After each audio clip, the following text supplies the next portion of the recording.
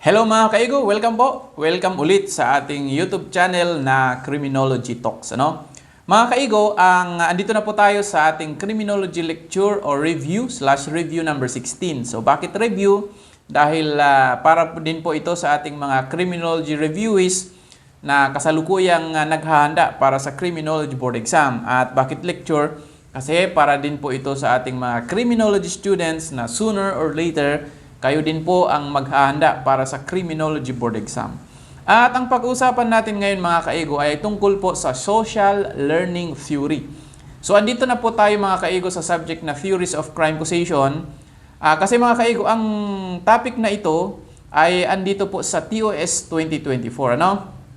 TOS 2024, andito po siya. Social Learning Theory. Yan. Okay? So sa mga ngayon lang nakabisita sa ating YouTube channel, nagsimula na po tayong mag-discuss ng mga topics na andun po sa Table of Specification. Sa mga hindi pa rin nakakaalam, pag sinabi nating Table of Specification, ito po yung parang blueprint or basis ng ating mga Board of Examiners para gumawa po ng test questions. Okay? So, bisitahin nyo lang ng ating mga nakaraang videos at marami na po tayong na-discuss pagdating po sa topics na andun sa TOS. Okay? So, mga kaigo, itong social learning theory mga kaigo, actually yung mga theories mga kaigo, ganito pwede niyong intindihin ang ibig sabihin ng mga ito sa pamamagitan ng word pa lang na nagamit. O tignan niyo ito, composes of social, yan, composes of social na tinatawag, and learning. Ano ba yung tinatawag na social? So it talks about the community, yan, the community or the society, or yung mga people mismo. So, yung ibig sabihin ng social.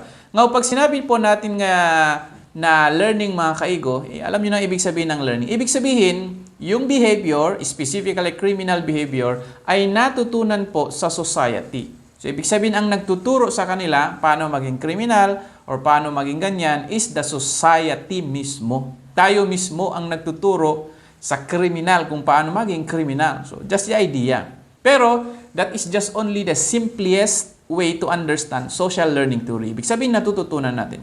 Okay? So, let's go deeper sa details ng theory na ito, mga kaigo. Okay. Ngayon, mga kaigo, ang sabi dyan, learning occurs through observation, imitation, and modeling. So, paano ba natututo ang isang tao? So, tatlo po ang binanggit ni Albert Bandura. By the way, si Albert Bandura po ang proponent dito or gumawa ng social learning theory. Sabi dyan, learning observation. So, ibig sabihin na-observe natin, mga kaigo, yung behavior. Okay? At saka na-imitate natin, nagagaya natin, and of course, namo-model natin. Okay? Tignan nyo ang mga K-pop baga, mga Korean pop. Minsan, ginagaya ninyo. Ginagaya natin kung paano sila magsalita, ginagaya natin kung paano sila manamit, or favorite na natin yung mga kanta nila maski hindi natin maintindihan kasi na-observe natin, na-imitate natin, at saka na-model na natin. Okay? Now, ang susunod dito is directly through social interaction or indirect through media. Ngayon, natututunan po natin yung behavior na yan, mga kaigo, directly and indirectly, mga kaigo. So, pag sinabing directly, through social interaction with other people mismo. So, natututunan natin yung behavior na yan doon sa tao, doon sa pakikihalubilo natin sa ibang tao. Natututunan natin uminom dahil sa kaibigan natin. Natututunan natin yung ibang bisyo because of actual interaction with other people. Ngayon, itong indirectly, natututunan naman natin yan through media. Specifically, syempre, andyan yung social media. Okay, sa Facebook, sa YouTube, sa Instagram, andyan din yung sa television, sa radio, sa newspaper. Doon po sa media, natututunan.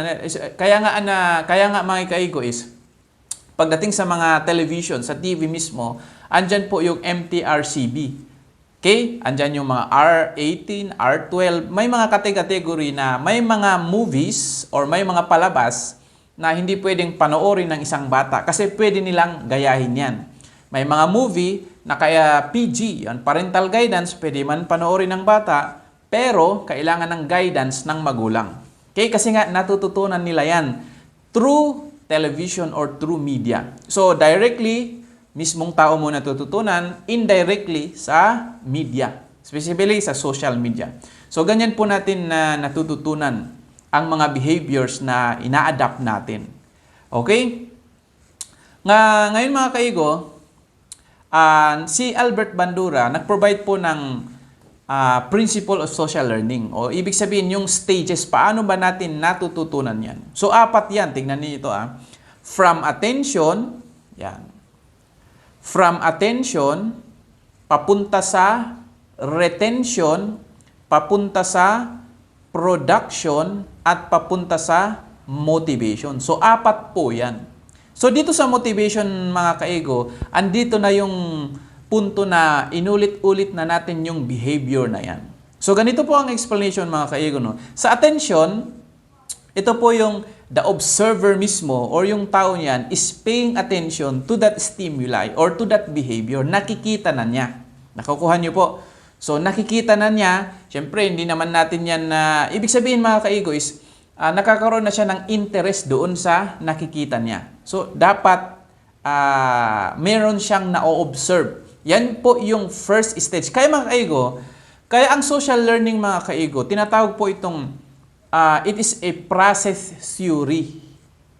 Ibig sabihin, kasi mga kaigo, hindi porket nakita mo na agad, natutunan mo na agad-agad. Dadaan po yan sa proseso. Yan po yung ina-explain itong principle of social learning na dadaan muna sa proseso ang isang tao bago niya talaga matutunan ang bagay na yan. Kasi pag halimbawa may kaibigan kang naninigarilyo, hindi naman po automatic mga kaigo na maninigarilyo ka agad. So it will go through a process. So ang mauna nga dyan is nakikita niya. So attention. Pangalawa mga kaigo is pupunta na yan sa retention. Ibig sabihin, nare-retain na yung behavior na yan. Lalo na yung details ng behavior na yan. Lalo na yung sequence ng behavior na yan. Ibig sabihin, na ilalagay niyan sa utak niya yung nakikita niya. So kanina baga nakikita niya. Ngayon, na ilalagay na yan sa utak niya. Naaalala na niya. So yan po yung retention mga kaigo. So kaya nga from the word retain. Okay? Mananatili na yan sa utak niya. Okay? Ang susunod mga kaigo is production. Ito na yung the person or the observer will going to repeat that behavior. Ibig sabihin mga kaigo, gagawin na niya yung nakikita niya. So nakikita niya, nare-retain na niya, at ngayon gagawin na niya. Okay? Ito na yung mismong i-imitate niya na kung ano man po ang nakikita niya mga kaigo. Okay? So pagdating ng production mga kaigo, produce Okay? From word produce, he or she will going to produce that behavior na na-observe niya. At saka yung last principle or stage or processes based from Albert Bandura is yung motivation. Ibig sabihin, motivated to repeat that behavior. Ibig sabihin mga kaigo, trinay na niya, tapos nagkaroon na siya ng motivation, inulit-ulit na niya, hanggat na-adapt niya yung natutunan niya. Okay, bigyan ko kayo ng example mga kaigo. So, bigyan ko kayo ng example sa gambling. Okay? Sa gambling mga kaigo, uso naman ngayon mga kaigo yung mga vloggers, mga influencers na nagpo-promote ng sugal. Okay? Naging issue na yan sa mundo ng social media, especially yung mga malalaking tao vloggers, pati sila nag-promote na ng sugal kasi nga may bayad po yan, malaki. Ngayon mga kaigo, dahil sa kaka-scroll, punta tayo sa attention. Dahil po sa kaka-scroll mo, nakikita mo na yung pinopromote na sugal. Yung mga casino, etc. Yung sumikat noon na mines, ganon. So nakikita mo na. Okay? Ngayon, pagdating sa retention, napapansin mo na yung detalyado na. Nare-retain na sa utak mo, nakikita mo na kung paano manalo, nakikita mo na kung paano hindi matalo, nakikita mo na kung paano laruin yung game na yan. Okay, yan po yung retention na ilalagay na sa isip mo, utak mo. Ngayon mga kaigo sa production, ito na. Okay, nag-try ka ng magsugal. Okay, so trinay mo na yung pinopromote ng idol mo. Okay, ngayon, nanalo ka ngayon.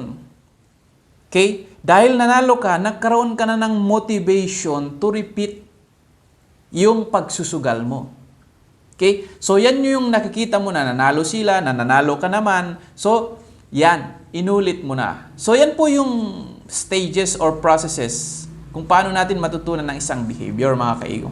Okay? Same with paggawa ng krimen. Okay, ngayon mga kaigo, ano ba yung relationship nito sa criminality? Kasi nga, theories of crime causation. Okay, i-relate natin. So, sabi dito, People learn criminal behavior the same way they learn other behaviors. Okay? Kung natutunan mo, halimbawa yung behavior ng paninagarilyo, behavior ng pagmumura, behavior kung paano paano magmotor, behavior kung paano matutunan ang mga bagay-bagay, ganun din daw po ang pagiging kriminal. Okay? Same process or same way ang pagiging kriminal. Okay, yun nga, nakikita mo na, halimbawa, nakikita mo pag nanakaw, na-retain na, ginawa mo na-motivate ka. So, ganun din po yung proseso ng pagiging criminal based from this theory. Kaya, social learning theory, mga kaigo. Okay, their criminal behavior is reinforced. Yan, lalo na kung may nakuha sila sa pagnanakaw na yan. In favor, okay, learn they are favorable to the crime. They learn beliefs that are favorable to crime.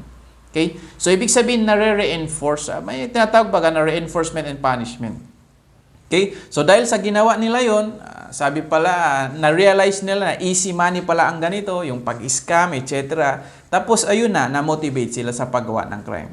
Okay? So, ulitin ko mga kaigo, pag sinabi po natin na social learning theory is natututunan po ang pagiging kriminal. Criminal is learned.